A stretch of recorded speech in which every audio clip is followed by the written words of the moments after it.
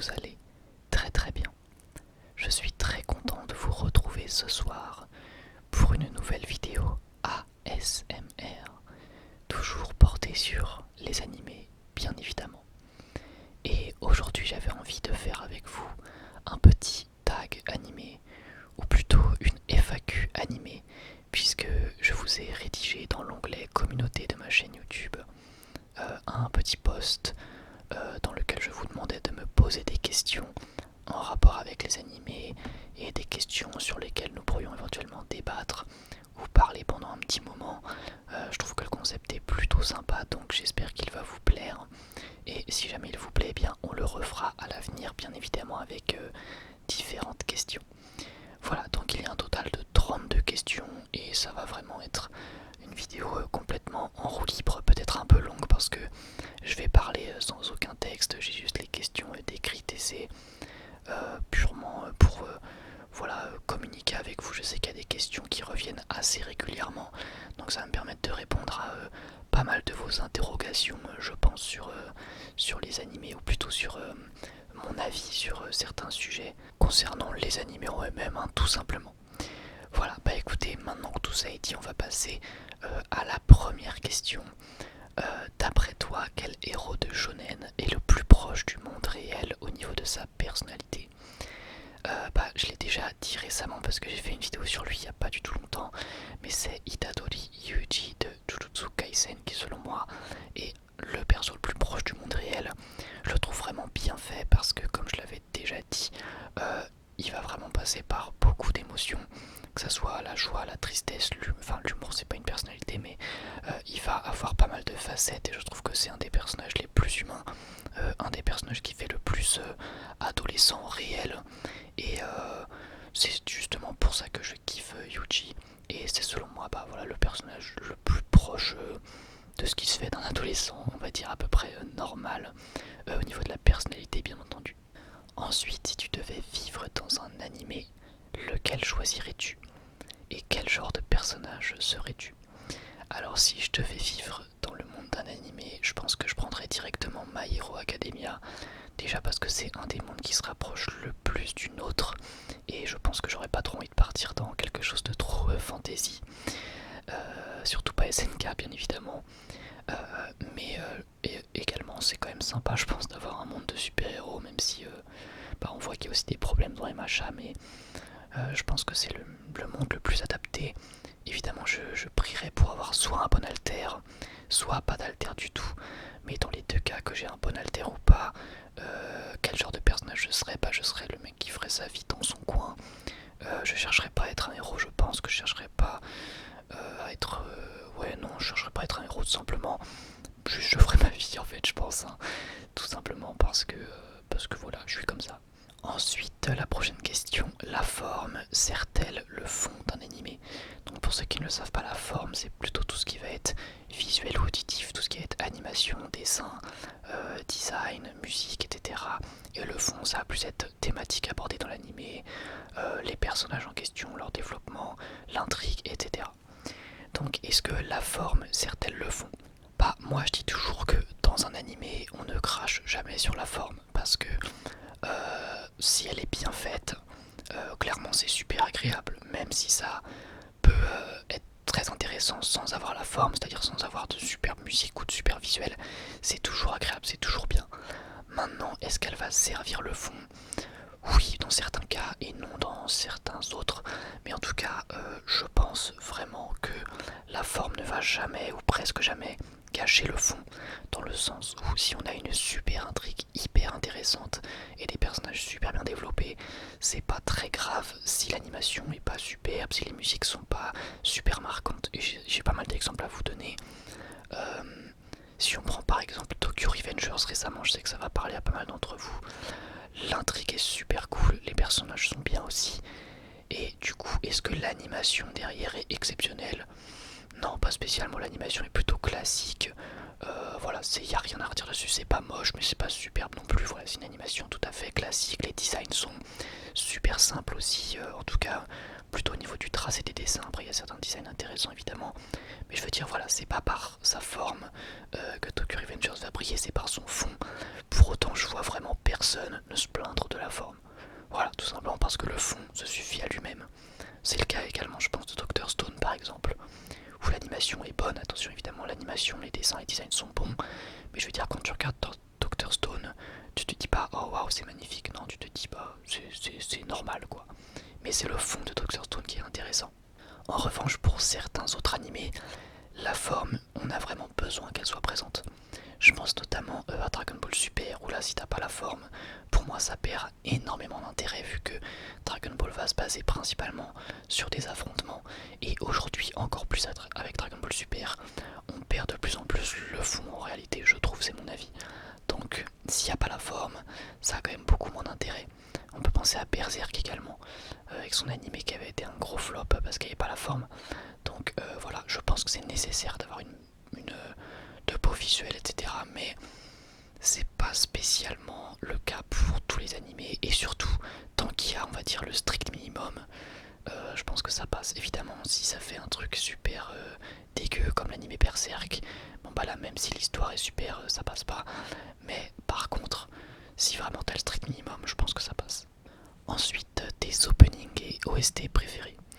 Bon, il y en a énormément, donc pour le coup j'en ai noté quelques-uns, il n'y a vraiment pas tout, mais j'ai noté l'opening 2 de My Hero Academia, l'opening 1 de Sword Art Online, l'opening 1 de Demon Slayer, l'opening 1 et 5 de SNK, l'opening 1 de Noragami, l'opening d'Overlord, l'opening 3 et 10 de Black Clover, l'opening 2 de Roka no Yusha, l'opening 1 d'Inazuma Eleven Go, l'opening 1 d'Owari no Seraph, l'opening 1 et 2 de Vinland Saga.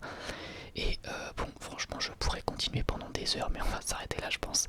Et pour les OST, pareil, ça pourrait durer des heures, mais je vais citer Perfect Time de Seven Deadly Sins, enfin apparu de Maji, énormément d'OST de SNK, MK alias d'Alnoa Zero, le thème de Rengoku dans Demon Slayer. Et je pense que une qui m'a le plus marqué, qui est vraiment une des plus magnifiques pour moi, c'est You Can Become a Hero de My Hero Academia. Là encore une fois je pourrais continuer pendant super longtemps, mais mieux vaut se stopper. Ensuite, as-tu déjà pleuré devant un animé? Alors faut savoir que devant les films, animés, séries, tout ça, c'est rare, c'est vraiment très très très rare que je pleure au sens littéral. Pour autant je suis quelqu'un d'assez sensible, je pense que c'est pour ça justement que je suis bien réceptif aux animés et même aux œuvres de manière générale, parce que je pense être quelqu'un de plutôt sensible au niveau émotionnel. Je pense avoir une sensibilité artistique. Pour autant, j'ai cette espèce de fierté qui fait que quand je regarde un animé, un film ou une série, il y a des fois où j'ai vraiment envie de pleurer, mais je le fais pas. Juste pour me dire, ça va, tu vas pas pleurer, tu vois. Mais c'est vraiment une fierté nulle. C'est vraiment un peu con, on va pas se mentir. Mais du coup, c'est assez rare. Je dirais que un qui m'a le plus ému, c'est le film A Silent Voice. Où là, pour le coup, c'était très émouvant. Je crois pas avoir pleuré, mais je pense que si j'avais été tout seul à ce moment-là, ça aurait peut-être été le cas. Voilà. Ensuite, pour la 6ème question, la longueur d'un animé est-elle un frein pour toi? Bah clairement, aujourd'hui, malheureusement, oui.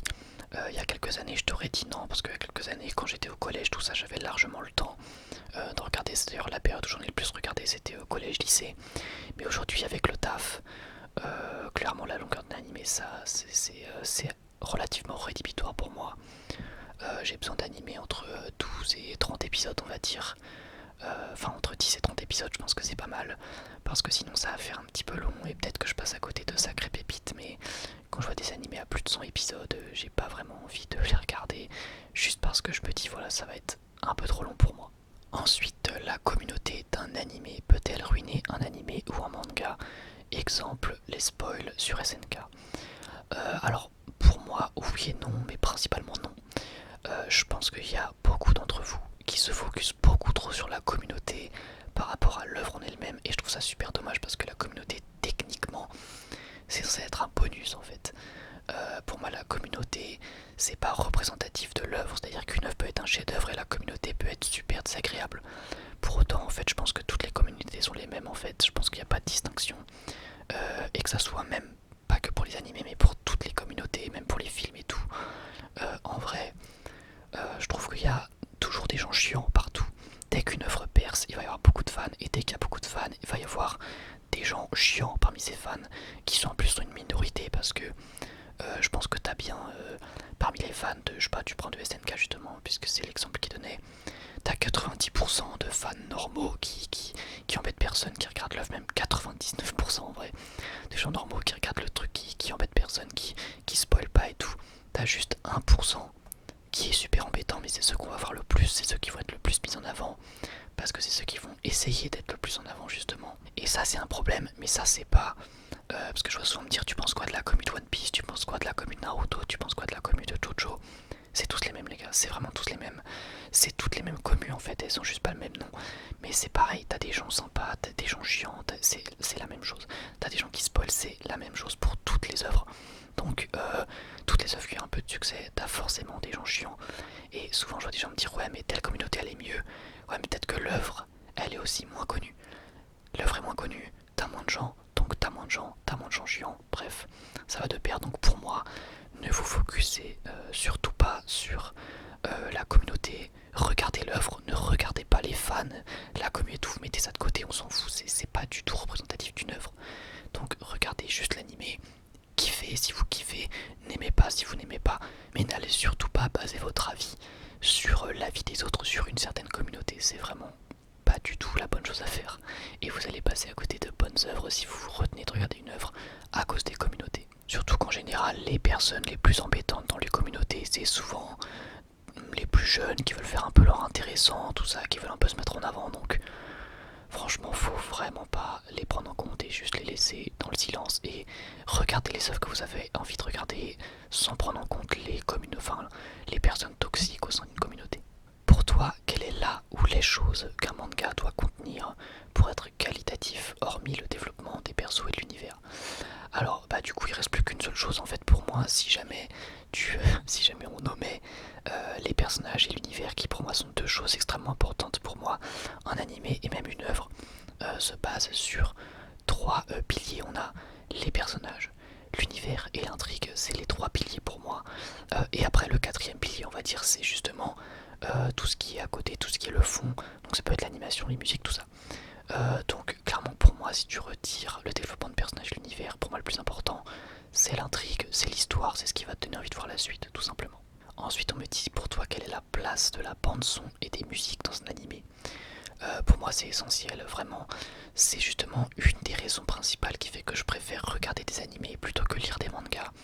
C'est pour plusieurs choses, donc pour le travail des doubleurs, pour l'animation et également pour les musiques. Pour moi c'est vraiment essentiel d'avoir de bonnes musiques dans un animé. Dans un film c'est pareil parce que c'est ce qui te met dans l'ambiance. Il y a même des thèmes qui vont te rester en tête. Et clairement après dès que tu rentres dans la musique tu repenses à l'animé, à ce qui va te... ça peut même te rappeler certains thèmes abordés. Vraiment pour moi la place de la musique et même des openings en réalité c'est super important. Les openings qui sont un peu une tradition dans le monde des animés, je pense que c'est également très important. C'est ce qui te met en jambe dans l'animé, ce qui te donne envie de voir l'épisode et tout. Donc je trouve que c'est super important. Ensuite, est-ce que pour toi les animés seront toujours à leur apogée comme maintenant dans une dizaine d'années? C'est difficile à dire. Disons que je vois pas pourquoi ça baisserait, dans le sens où c'est vrai qu'aujourd'hui je pense qu'on est quand même à une certaine apogée. Sans faire l'ancien, c'est vrai qu'il y a quand même, bah justement il y a 10 ans, c'était quand même bien moins populaire, surtout aux États-Unis. Encore en France, les mangas animés ont toujours été un peu populaires. Autant c'est surtout aux États-Unis que ça a percé ces dernières années. Et c'est clair que là, les animés sont clairement à leur apogée. Ça n'a jamais eu un rayonnement mondial aussi important que en ce moment. Donc, est-ce que ça sera toujours le cas dans 10 ans? C'est difficile à dire, mais sincèrement, je pense qu'il n'y a pas de raison que ça baisse. Ça a toujours plu, ça plaira toujours. Je pense que ça fera un petit peu comme les films, ça risque de toujours rester. Peut-être qu'il y aura des périodes de creux, mais je pense qu'on aura toujours de bons animés qui vont sortir. Et globalement, je vois pas pourquoi ça perdrait en popularité, bien au contraire. Ensuite, quel est l'antagoniste le plus intéressant selon toi? En ressentir un seul, c'est très très compliqué. Mais je dirais que un qui m'a le plus intéressé récemment, c'est Askeladd de Vinland Saga. 12e question, quels sont les anciens animés que tu as regardés? J'en ai regardé pas mal, après ça dépend de ce qu'on considère comme ancien ou pas. Mais je dirais que ceux qui m'ont le plus marqué c'est Dragon Ball Z parce que j'ai commencé avec ça, et Senseiya parce que je regardais également quand j'étais plus petit. Quel est l'animé qui t'a le plus surpris et lequel est pour toi le plus sous-coté? Je vais en citer qu'un seul pour le plus surpris et le plus sous-coté. pense que celui qui m'a le plus surpris du coup c'est Roka no Yusha. C'est un animé qui part sur une espèce de quête, on va dire, dans un monde fantastique et on s'attend vraiment à voir ça. Et au final, l'animé va assez rapidement dériver sur complètement autre chose. Donc je dirais que ça m'a vraiment pas mal surpris. Ensuite, le plus au côté, je sais pas, je dirais Roka no Yusha également, mais il y en a plein d'autres comme Zankyou no Terror par exemple. Après, voilà, j'ai pas vraiment d'exemple d'animé sous-côté en soi. Ensuite, question plutôt intéressante selon toi, les mangas et animés récents comme Jujutsu Kaisen, Tokyo Revengers ou Chainsaw Man vont-ils devenir des grands chefs-d'œuvre au même titre que les SNK, Dragon Ball, Naruto, tout ça, tout ça. Là pareil c'est super dur à dire, je pense que certains oui et certains non. Alors déjà je pense que ça sera presque impossible d'atteindre le même taux de popularité que Dragon Ball, One Piece, Naruto, les très très très très grosses œuvres comme ça. Autant pour certains, je pense qu'il y en a qui vont vraiment avoir un rayonnement mondial.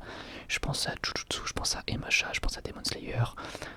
Je pense peut-être éventuellement à des Black Clover, voilà, des œuvres qui ont du potentiel, qui peuvent aller loin. Autant je pense qu'il y a d'autres œuvres qui vont assez rapidement s'estomper. C'est que mon avis, je peux pas prévoir l'avenir.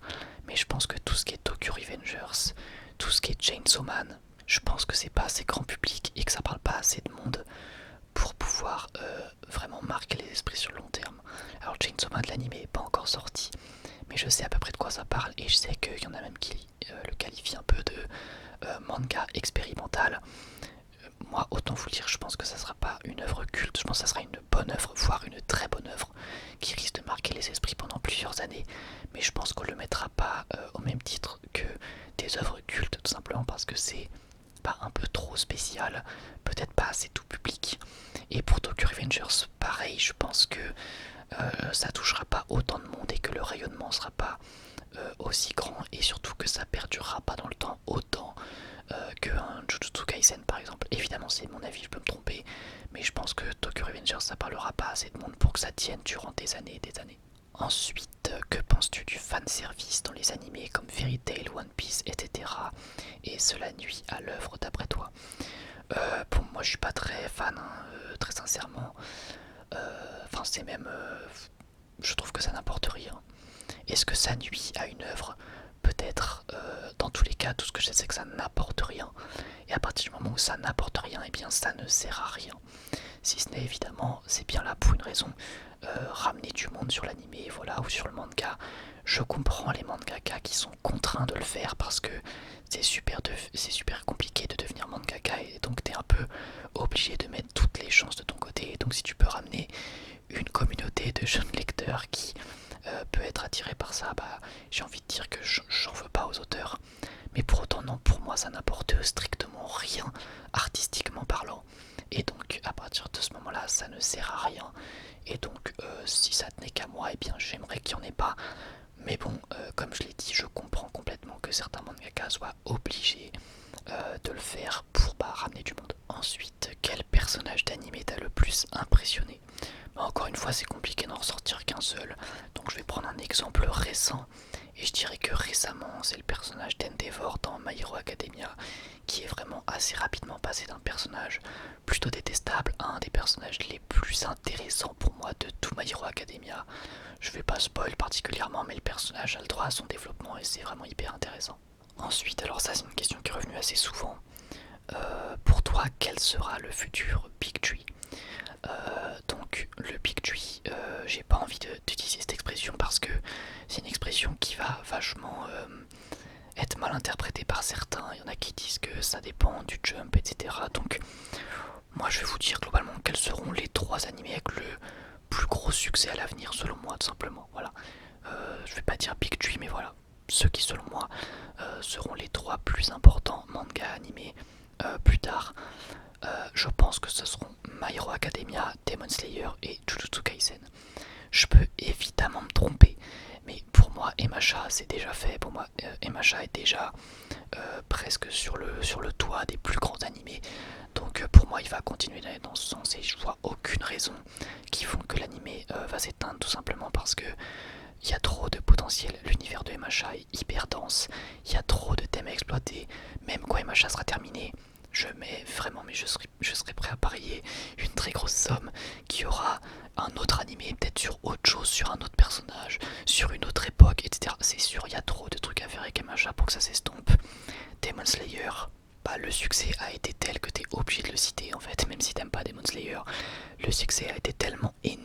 première saison, que t'es obligé de penser que pareil il peut y avoir des dérives, ou alors juste tout simplement que l'avenir de Demon Slayer est plutôt radieux, je trouve.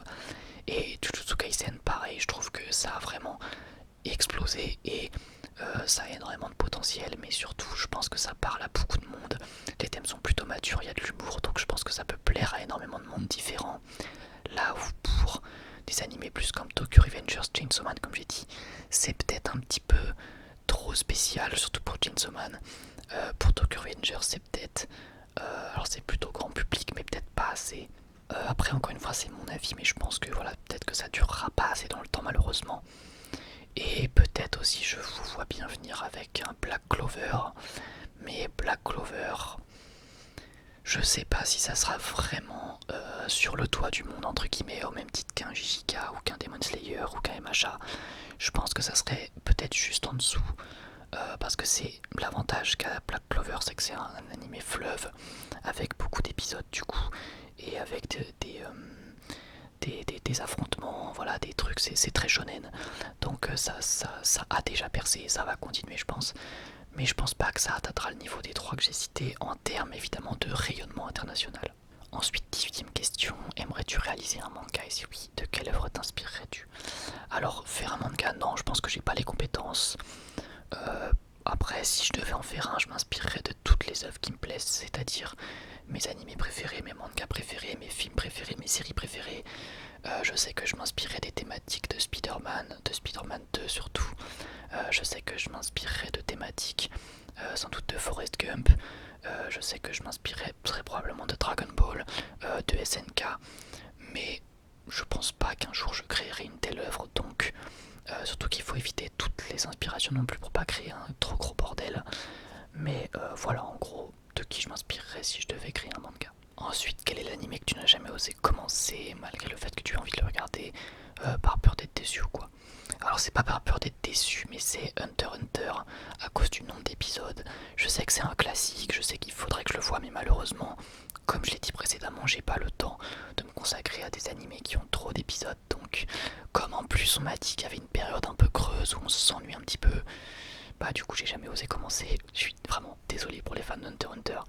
Je le regarderai un jour, c'est sûr, mais faut que j'ai le temps. Ensuite, quel animé aimes-tu le moins? Bah, il n'y a qu'un seul animé que j'ai vraiment, on va dire, pas du tout aimé. C'est Mirai Nikki, je l'ai répété assez souvent dans mes lives ou même en vidéo. Mirai Nikki, j'ai vraiment pas aimé. Voilà, c'est vraiment pas l'animé qui m'a plu, bien au contraire, ça m'a... J'étais vraiment déçu à l'époque et j'ai vraiment pas aimé. Ensuite, quel type d'animé préfères-tu? Je dirais les shonen, les seinen. Et après, alors c'est pas vraiment un type d'animé, mais je dirais plutôt les films d'animation, type, enfin, avec, parce que c'est souvent pas mal d'émotions, c'est très joli tout ça, donc voilà en gros. Question 22, que penses-tu de l'avenir de Demon Slayer? Pour moi c'est plutôt radieux, mais je pense qu'il y aura une fin quand même. Mais je pense que si tu fais un coup une saison, un coup un film, un coup une saison, un coup un film, je pense qu'on pourrait tenir pour bien 3 saisons, 3 films, un truc comme ça. Et donc ça pourrait être sympa, et si jamais tu fais pas un film à chaque fois, ça pourrait faire 3 ou 4 saisons. Je pense du coup que l'avenir de Demon Slayer est plutôt serein pendant, allez, peut-être les entre 5 et 10 années à venir. Je pense que ça peut être pas mal, ça dépend en fait de si les gens vont se lasser et de si jamais il y a surtout pas mal de dérives, si jamais ils vont travailler l'univers et tout. Peut-être pourquoi pas s'ils font des spin-offs, tout ça. Voilà, ça dépend, mais je dirais que durant les 10 années à venir, Demon Slayer c'est plutôt tranquille. Ensuite, quel animé attends-tu le plus la suite et quel animé a selon toi le plus gros potentiel? Alors je sais pas lequel a le plus gros potentiel, évidemment je connais pas tous les animés, mais je dirais que un qui a le plus de potentiel c'est quand même My Hero Academia. Alors désolé, c'est vrai qu'on reparle peut-être un petit peu trop souvent des mêmes, mais par rapport aux animés que moi je préfère, je pense que MHA c'est celui qui a l'univers le plus facile à développer, comme je l'ai dit tout à l'heure. C'est celui qui a l'univers le plus dense, tu peux faire plein de trucs avec MHA, donc je pense que ça a un potentiel immense qui est encore inexploité, enfin qui est pas encore exploité à fond évidemment. C'est pour ça qu'il y a du potentiel et j'attends beaucoup de la suite de achat. J'espère qu'on va rentrer dans des thématiques encore plus intéressantes que celles actuelles. Ensuite, que penses-tu du désintérêt progressif de la communauté manga animé pour des classiques comme Bleach, Berserk, City Hunter, Death Note et surtout Dragon Ball? Je pense que c'est la suite logique des choses, c'est normal, les choses vieillissent, les gens grandissent et portent toujours les œuvres dans leur cœur, mais les plus jeunes vont découvrir des œuvres plus récentes. Pour moi, c'est tout à fait logique que une jeune personne ait plutôt tendance à aller vers un animé récent plutôt que vers un animé ancien. Donc c'est un petit peu inévitable que certaines œuvres tombent un petit peu dans l'oubli des générations récentes. Mais bon, au final, je pense que c'est, comme j'ai dit, inévitable. En fait, on peut pas vraiment y faire grand chose. Je sais pas si c'est vraiment triste parce que les nouvelles œuvres sont très bien aussi. D'autant que les anciennes œuvres, elles ont existé et elles existent encore. Donc pour moi, c'est normal et ça n'empêche pas qu'il y a quand même des classiques qui sont sortis et qu'elles le resteront toujours. Ensuite, quel est le personnage auquel tu t'identifies le plus? C'est simple, c'est Itadori Yuji, comme je l'ai dit à la première question, c'est pour moi le personnage le plus humain, qui fait le plus réaliste dans sa personnalité bien sûr. Donc en toute logique, c'est celui auquel je m'identifie le plus, je pense avoir une personnalité relativement similaire on va dire. Ensuite, question très simple, quel est ton animé préféré? J'en ai plein, mais je cite toujours SNK qui est celui qui je pense m'a fait le plus ressentir d'émotions, de sensations, tout ça, c'est SNK mon préféré. Quel animé est surcoté selon toi? Aucun, je pense que tout animé mérite son succès. J'aime pas trop le terme surcoté, encore sous-coté, je peux comprendre parce que des fois on découvre de super œuvres et on se dit pourquoi est-ce qu'elles ont pas plus de reconnaissance. Autant surcoté, ça fait un peu péjoratif, un peu en mode cette œuvre mérite pas son succès. Et selon moi, toutes les œuvres méritent plus ou moins leur succès. C'est juste que en général, si toi tu trouves ça surcoté, c'est juste que t'es pas le public cible ou juste que ça te plaît pas et c'est tout quoi. Mais je pense pas qu'il y ait d'œuvres vraiment surcotées. As-tu déjà pensé à arrêter les animés ou tu n'as jamais perdu cette passion? Alors je n'ai jamais perdu la passion des animés depuis que j'ai 8-9 ans, quand j'ai commencé avec Dragon Ball Z. Après j'ai jamais lâché les animés de toute ma vie. J'ai toujours aimé en découvrir. Cependant évidemment il y a eu des périodes où je regardais moins. Je pense notamment vers 2016, 2017 et 2018 où là j'avais plutôt envie de regarder des films et des séries. C'est là que j'ai regardé le plus de films et de séries dans ma vie. C'était cette période là entre 2016 et 2018. Mais pour autant même dans cette période là je regardais quand même des animés entre temps parce que c'est jamais parti. Mais oui il y a forcément des périodes où on regarde énormément, des périodes où on regarde moins. Et j'ai toujours eu cette passion, mais voilà, il y a aussi eu des moments où j'avais envie de découvrir autre chose et c'était tout à fait normal. Pour toi, un animé populaire a-t-il obligatoirement une communauté toxique? Non, comme je l'ai dit tout à l'heure, alors, tout animé populaire a une communauté tout court, ça c'est sûr et certain. Et dans cette communauté, il y a des gens toxiques. C'est la seule chose. Et pour moi, c'est pour ça que j'ai dit tout à l'heure que pour moi, toutes les communautés sont les mêmes. Que penses-tu de l'avenir des animés dans le cinéma? Je suis complètement fan du concept. Alors ça existe depuis super longtemps. On a eu des animés et des films d'animation au ciné depuis, depuis très longtemps. Mais le fait que les animés, on va dire, arrivent de plus en plus dans les salles de cinéma. En France, on a eu Demon Slayer récemment, évidemment, qui a fait un carton. Mais on a aussi eu Violet Evergarden, par exemple, qui est sorti, qui a fait un petit peu moins de bruit, c'est sûr. Mais justement, quand j'ai vu l'affiche, je me suis dit, dis donc, quand même, Violet Evergarden, qu'un animé connu sans plus, qui arrive quand même à s'incruster au cinéma français. Alors même si la France en est un pays qui consomme beaucoup de manga et d'animés, j'étais quand même étonné. Et je suis complètement fan parce que les films d'animation, moi c'est vraiment un gros kiff, que ce soit pour les Ghibli ou pour tout ce qui va être film qui dérive de séries, donc avec le film Jujutsu ou avec le film Demon Slayer justement. Pour moi c'est vraiment trop cool. Et je suis super content vraiment qu'on puisse découvrir des animés au ciné parce que moi la salle de cinéma c'est un de mes endroits préférés, j'adore aller au ciné pour mater des films. Donc quand c'est pour aller voir des films d'animation, c'est tout aussi bien, voire mieux dans certains cas. J'avais vraiment kiffé ma séance de Demon Slayer et découvrir des films d'animation sur grand écran c'est un vrai plaisir, donc je suis complètement fan et j'espère que l'avenir des animés au cinéma est vraiment radieux et ça a l'air d'être le cas. Ensuite, quel animé t'a le plus déçu au point de ne pas le finir? Je dirais Food Wars ou Shokugeki no Soma. Tout simplement parce